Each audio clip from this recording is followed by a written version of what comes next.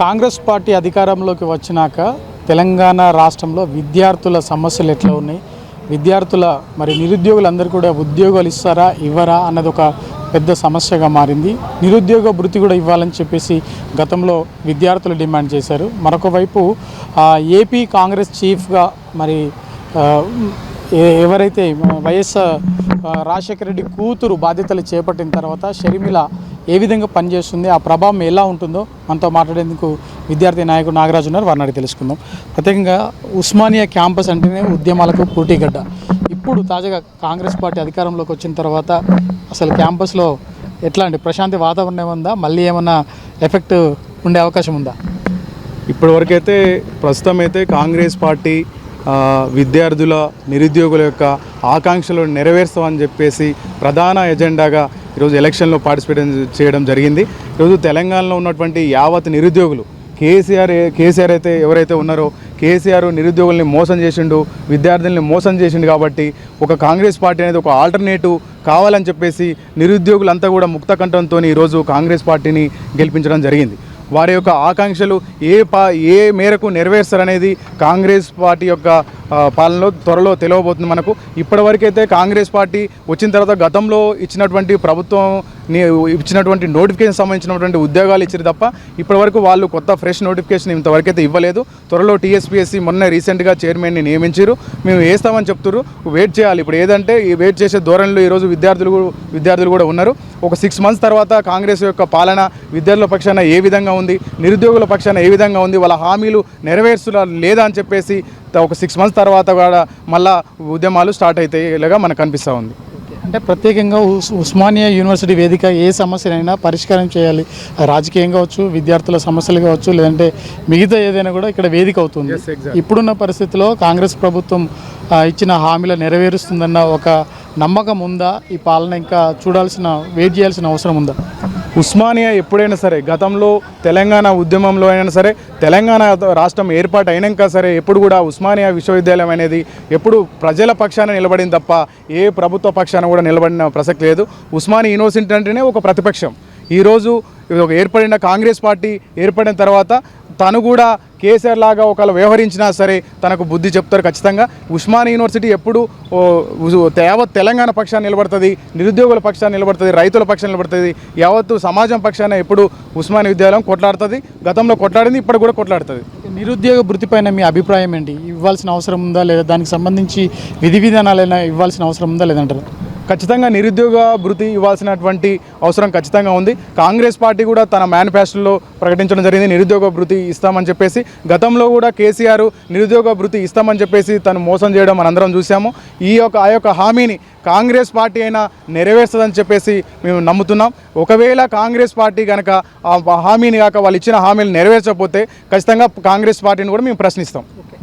ఇన్నాళ్ళంటే గతంలో ప్రభుత్వంలో ఉన్న బీఆర్ఎస్ నేతలు చాలామంది క్యాంపస్కి రావాలంటే భయపడ్డారు. ఈవెన్ కేసీఆర్ కూడా ఒకేసారి వచ్చారు, మళ్ళీ తర్వాత రాలే. ఒకవేళ కనుక ఇప్పుడు ప్రతిపక్షంలో ఉన్న బీఆర్ఎస్ నేతలు క్యాంపస్లో అడుగు పెడితే విద్యార్థులు స్వాగతిస్తారా, వ్యతిరేకిస్తారా? ఖచ్చితంగా. అంటే కేసీఆర్ ఎప్పుడు రాలేదు, తెలంగాణ ఉద్యమం జరిగేటప్పుడు వచ్చింది. కానీ తెలంగాణ రాష్ట్రం సాధించిన తర్వాత కేసీఆర్ ఇక్కడ యూనివర్సిటీకి వచ్చిన చరిత్ర లేదు. గతంలో తన హామీలు నెరవేర్చలేదు, విద్యార్థులకు వ్యతిరేకమైనటువంటి నిర్ణయాలు ఉన్నాయని చెప్పేసి ఆ రోజు తార్నాక సరౌండింగ్స్లో కేసీఆర్ రావడానికి ప్రయత్నం చేస్తే తనకు చెప్పులు విసరడం జరిగింది. యూనివర్సిటీ ఉద్యమానికి ముందు వచ్చింది తప్ప ఉద్యమం జరిగినప్పుడు ఎప్పుడు రాలేదు. ఓకే, మేము ఖచ్చితంగా యూనివర్సిటీ అనేది అందరినీ స్వాగతిస్తాం, ఎవరిని మేము వ్యతిరేకించాం. ఇది ప్రజాస్వామ్యబద్ధమైన ప్లేసు. ఇక్కడ కేసీఆర్ రావచ్చు, రాహుల్ గాంధీ రావచ్చు, నరేంద్ర మోడీ రావచ్చు, ఎవరైనా రావచ్చు, ఎవరు వచ్చినా సరే స్వాగతిస్తాం. అంటే ప్రస్తుతం ఉన్న పరిస్థితులు ప్రతిపక్షంలో ఉన్నారు బీఆర్ఎస్ నేతలు. ఒకవేళ వాళ్ళు వచ్చి మిమ్మల్ని సంప్రదించి మీతో పాటు మేము మీకు అండగా ఉంటాము అని చెప్పేసి మళ్ళీ హామీలు ఏమైనా ఇస్తే ఎట్లా ఉండబోతుంది? ఇప్పుడు అండగా ఉండేటోళ్ళు గత 10 ఏళ్ల నుంచి ఉండాలి. ఇప్పుడు అండగా ఉంటాము, అధికారం పోయిన తర్వాత అండగా ఉంటాం అంటే అది హాస్యాస్పదంగా ఉంటుంది. అండగా ఉండేటోళ్ళు పవర్ ఉన్నప్పుడు ఉండాలి. ఇప్పుడుండి ఏం ప్రయోజనము? అయినా కూడా మాకు ఇక్కడ జరిగేటువంటి నిరుద్యోగ సమస్యలపైన కానీ విద్యార్థుల సమస్యలపైన మేము అండగా ఉంటామంటే ఖచ్చితంగా స్వాగతిస్తాం. మేము ఎవరైనా సరే స్వాగతిస్తాం. వీసీ తీరును కూడా గతంలో చాలా తీవ్రంగా తప్పుపట్టడం జరిగింది. మళ్ళీ వీసీ మార్చాలి అని చెప్పేసి ఒక వాదన కూడా తెర మీదకి వచ్చింది. ఇప్పుడు ఆ పరిస్థితి ఉందా లేదంటే మార్పులు ఏమైనా ఉన్నాయా? ఒక నెలలోనే వీసీ మారబోతుండు. ఆయన టర్మ్ కూడా అయిపోయింది.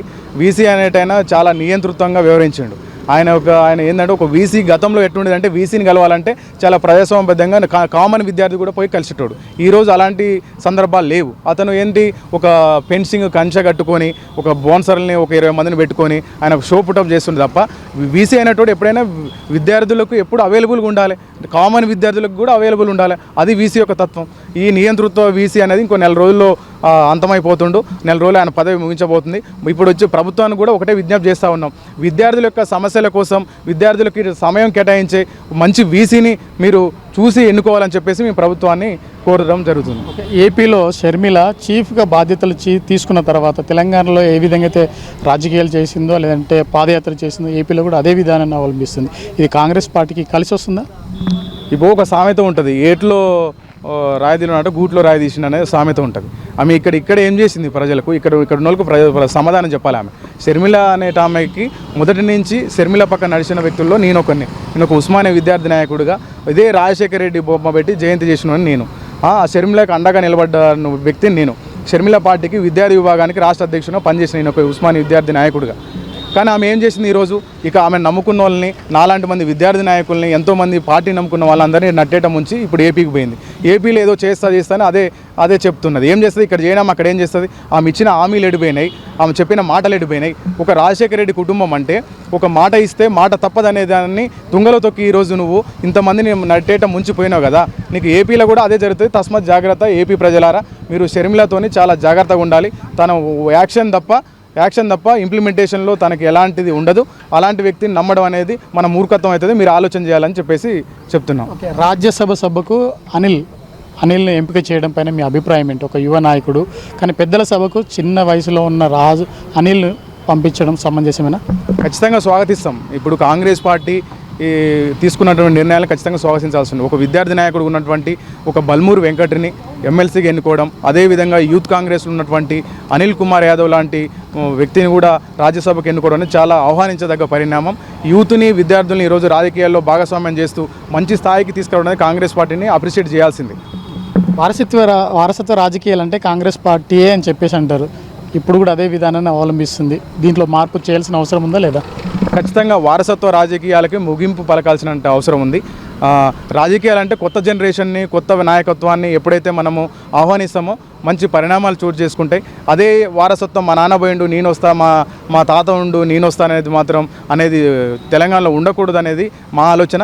కొత్త జనరేషన్కి అవకాశాలు ఇచ్చినప్పుడు కొత్త ఆలోచనలతోని రూపాంతరం చెందుతుంది. కాబట్టి కొత్త జనరేషన్కి ఎప్పుడైనా అవకాశం ఇవ్వాలి. Okay, thank you.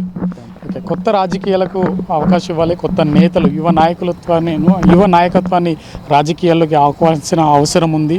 రాజకీయాలకు అతీతంగా విద్యార్థి నాయకులు కావచ్చు, లేదంటే సమాజానికి సేవ చేయాలనుకున్న ఆలోచనలో ఉన్న వారందరినీ కూడా రాజకీయాలకు తీసుకొచ్చి ప్రజలకు పరిచయం చేస్తే వారు కూడా భవిష్యత్తులో మంచి రాజకీయాలు చేసేందుకు అవకాశం ఉంటుంది. ఇటు సమాజాన్ని కూడా తీర్చిదిద్దిన వారు అవుతానంటున్నాం.